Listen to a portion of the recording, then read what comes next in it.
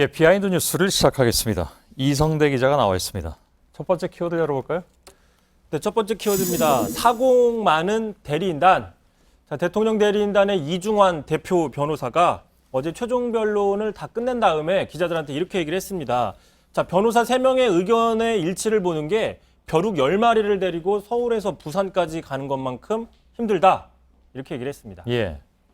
저런 표현도 있는 거군요. 아무튼 대리인단이 이끄는데 어려움이 있었던 토로로 해석이 되긴 하는데 굳이 3명을 말한 건 뭐 특정인을 언급한 겁니까? 왜냐하면 더 많잖아요. 그렇습니다. 그런데 구체적인 설명을 하진 않았지만 어렵지 않게 추정할 수 있다는 게 지금 기자들의 설명인데요. 예. 자, 실제로 그동안 많이 보셨지만은 변론은 안 하고 재판정에서 태극기를 흔든다거나 또는 당뇨가 있다고 하면서 뭐 점심시간을 좀 달라고 하거나 또는 주심을 기피 신청한다거나 이런 그 대리인단이 있었습니다. 예. 자, 이럴 때마다 이중환 변호사는 이렇게 얘기를 했었죠. 대리인단의 전차 합의된 내용이 아니다. 설명을 늘 해왔습니다. 예. 사실 그 마지막에 합류한 대리인들이 법리 논쟁보다는 뭐랄까요, 좀 거친 언사로 여론전만 펼쳤다 이런 지적이 많이 나왔는데 이게 결국 이제 내부 질서가 없었기 때문이다 이렇게 해석할 수 있는 부분도 있는 모양이죠. 그렇습니다. 그 대표적인 사례가 바로 어제였었는데요. 예. 어제 최종 변론 순서조차 정하지 않아서 대리인단끼리 서로 변론을 하겠다 이렇게 주장하는 좀 황당한 모습도 보였습니다. 그렇겠네요. 자, 그러다 보니까 사법연수원 기수대로 하자. 아니다. 당뇨가 있는 사람부터 하자. 이런 식의 좀 중구난방들이 나왔고 여기서도 당뇨가 또 나왔나요? 예. 그러다 이제 결국 이정미 재판관이 나중에 변론 과정에 참여한 사람들은 나중에 하시라 이렇게 정리를 한 겁니다. 예. 자, 청와대 출입기자에 따르면 지금 청와대 안팎에서도 대리인단이 좀 지리멸렬하다 이런 지적들, 이런 평가들이 나온다고 합니다. 예. 뭐랄까 결국 이제 역사적인 헌재 심판정이 역사에 남을 소동극 마당 일부의 경우 늘 그랬다는 건 아니겠습니다만 그게 바로 이런 이유 때문이 아닐까 이런 생각도 듭니다. 다음 키워드를 좀 볼까요? 네, 두 번째 키워드입니다. 3% 홍준표의 여유.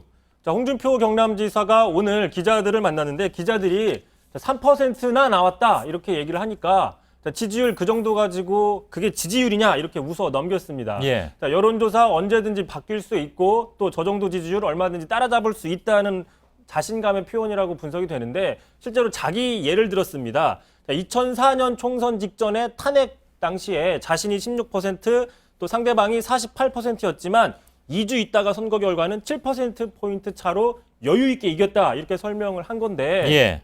굳이 따지자면 당시 선거 결과는 7% 차이는 아니고 1%포인트가 조금 넘는 박빙 선거였습니다. 예. 아이고 오래된 인물의 이름도 나오는군요. 아무튼 알았습니다. 어쨌든 그 홍 지사가 지지율을 올리기 위해서 여러 가지 좀 뭐랄까 눈길을 끌 수 있는 독설이랄까요? 많이 동원하는 것 같긴 합니다. 또 있습니다. 그래서 바로 오늘 그 야당 후보들을 향해서도 상당히 독설을 날렸는데 예. 직접 먼저 들어보시죠. 민주당 1등한 후보는 저거 대장이 뇌물 묻고 자살한 사람입니다. 비서실장함이 옆에서 그거 내용 몰랐다면 그건 까면 안 되죠. 2등하는 사람은 정치자금법 위반으로 7형을 살고 나온 사람이야. 자, 오늘 저렇게 이야기를 했는데 하지만 홍 지사는 불과 2년 전인 2014년 봉화마을을 참배하면서 자, 노 전 대통령이 정치적인 입장은 달랐지만 참 훌륭한 대통령이었다 이렇게 밝히기도 했고요. 예. 또 지난 주말에는 권양숙 여사 모친상에 여권 인사로서는 좀 이례적으로 조의를 표시하기도 했습니다. 예. 자, 그러다 보니까 오늘 야당에서는 당장 홍 지사에 대해서 자, 홍 지사는 인격부터 다시 수양하고 대선에 출마해라. 또 트럼프처럼 함부로 말하면 다 대통령 될 줄 아느냐라는 식의 강력한 비판들이 나왔습니다. 예. 그럼 자신이 불과 2년 전에 했던 평가를 180도 바꾼 그런 상황인데 어차피 노 전 대통령을 지지했던 사람이 본인을 지지할 일은 없으니까 보수 세력에 어필하겠다 이런 전략일 수도 있어 보입니다.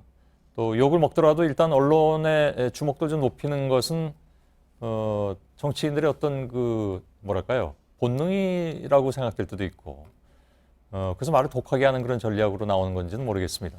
그렇습니다. 그래서 지금 비하인드 뉴스에서도 다루고 있기 때문인 거죠. 예. 하지만 이런 독설들이 자기 발목을 잡을 수도 있다는 분석이 있는데요. 어쨌든 오늘 임명진 자유한국당 위원장과 점심을 먹었는데 임 위원장이 홍준표 지사가 본인의 머릿속에 있는 대선 주자 6명 중에 1명이라고 치켜 세우기도 했습니다. 그런 임명진 위원장도 불과 몇 년 전에는 자, 홍준표도 새누리당의 쇄신 대상 이렇게 얘기를 한다거나 예. 또는 홍준표 당시 최고위원은 어린애처럼 투정만 부리는 사람이다. 이런 식으로 아주 쓴소리를 아끼지 않은 적이 있었습니다. 예.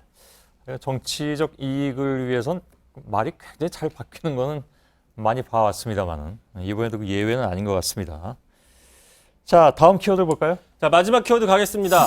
이재명의 화가 나요 라고 잡았는데 많이 화제가 됐더군요. 예, 어제 저희 뉴스룸에서 문재인 전 대표 인터뷰를 하는 그 도중에 이재명 성남시장이 인터뷰를 보고 화나요를 직접 누른 걸로 알려져서 논란이 있습니다. 예. 이 화나요 잘 모르시는 분들도 있을 텐데 그 페이스북에 보면은 좋아요, 뭐 최고예요, 멋져요, 웃겨요, 슬퍼요, 화가 나요 중에 6개의 단계가 있는데 예. 자, 화나요를 누른 겁니다. 정말 화가 났나 봅니다. 예. 근데 그게 이제 두 사람 간의 토론 횟수를 놓고 지금 신경전을 펼치고 있는 그런 상황이기도 하고 문 전 대표의 인터뷰 어제 내용 뭐 할 수 있다. 근데 지금 모두들 하고 싶어 해서 몸이 근질근질 하겠지만 나중에 어차피 수없이 많이 하게 된다. 이런 그 답변이 어저께 돌아왔었는데 아마 그 인터뷰 그 내용이 마음에 안 드니까 직접 이렇게 의사표시를 한 것이다. 이렇게들 보고 있는 모양이죠. 그렇습니다. 그렇게 알려졌는데 오히려 캠프 측에서는 아무도 화나요를 누른 적이 없다라고 하면서 이렇게 해명을 했습니다. 본인도요? 그렇습니다. 예. 오히려 과거에도 해킹의 흔적이 여러 번 있어서 자주 변경까지 했었는데 이번에도 그런 우려가 있다. 그러니까 이게 이 시장에 누른 게 아니라 해킹의 우려가 있다라고 설명을 한 건데 누군가 해킹해서 들어가서 그 사람이 화나요 눌렀다는 얘기인가요? 근데 말씀하신 것처럼 화나요 하나 누르려고 해킹까지 해서 들어갈 사람이 누구냐? 뭐 설마 북한 정찰총국이 이런 일을 할 건 아니냐라는 논란들이 지금 계속되고는 있습니다. 어쨌든 예. 캠프의 해명은 이거라는 거고요. 참고로 어제 JTBC 소셜 라이브 상당히 큰 화제였었습니다. 정치권에서. 자, 보시는 것처럼 밑에 김종인 님도 참여했는데요. 이 김종인 님, 저희가 알고 있는 그 김종인 님 여기 맞습니다. 사진이 나와 있으니까요. 예. 예, 예. 뭐 동접자, 그러니까 동시 접속자 수도 언론사 이거로서는 최고였다는 얘기도 뭐 하여간 나오는데, 아무튼 뭐 해프닝일 수 있는데 굳이 이렇게 저희들이 말씀드린 건 두 사람이 또 어쨌든 경선에서 경쟁하고 있기 때문에 좀 첨예한 그런 상황인 것 같습니다.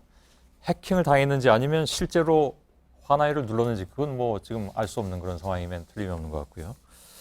알았습니다. 이성대 기자였습니다. 비하인드 뉴스였습니다.